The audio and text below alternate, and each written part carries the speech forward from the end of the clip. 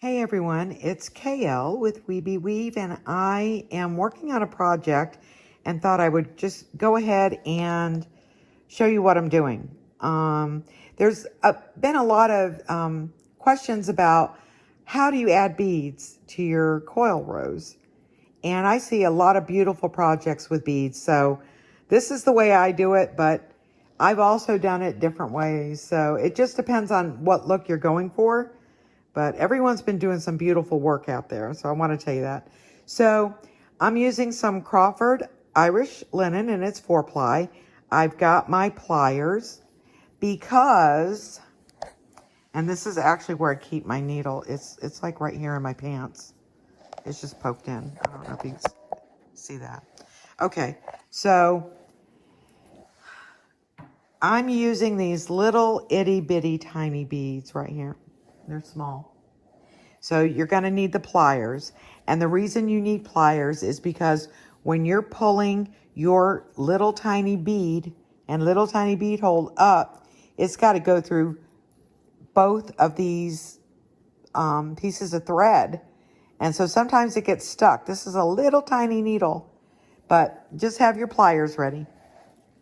There's nothing we do here that's, dainty, right? I mean, we're all hard workers, right? Okay, so I hope you can see this okay. I'm going to try and bring it up here a little bit. I am getting my little bead. I'm putting my needle through the bead. And I'm just going to pull it through. I have a lot of thread here, so give me a second. Okay, so this is what it looks like. Except I don't want it to be in the front of that bead. I want it to fall back there. So now I'm going to take my needle and I am just simply going to put it under the previous row thread, the thread. Don't grab any needles. Just come through the thread and pull and bring it towards you. And that's what it's going to do. It's going to do something like that. So I'm just going to straighten this out before I execute the next thing, which is putting your needle back up through the bead like so and pull it through. It's a little tough because it's going through two threads.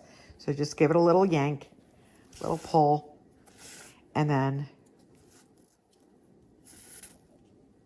oh, lost my thread. Hold on. Don't want to confuse it with the one below. Okay, and then pull it snug. It's on there. That bead is on there. It's not going anywhere. Let's do one more really quick. So here's my little bead. I'm going to put my needle through the bead like so. Pull it through.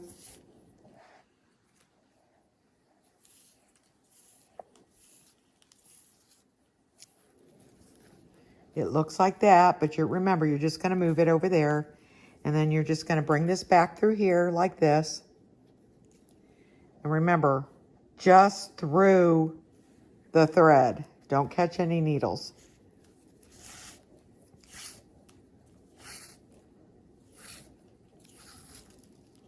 There we go.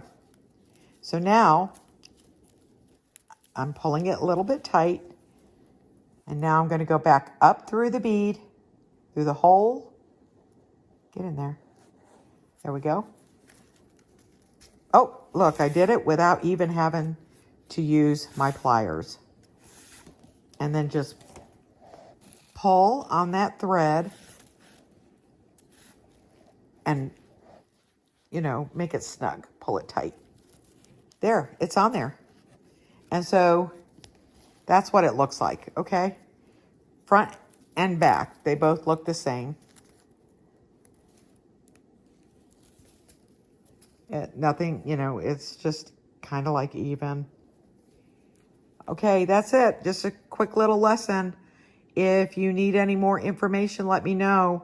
I could have probably done this with larger beads, but I thought you would like to see it. And also, let's talk about these little things here, the little needle pieces.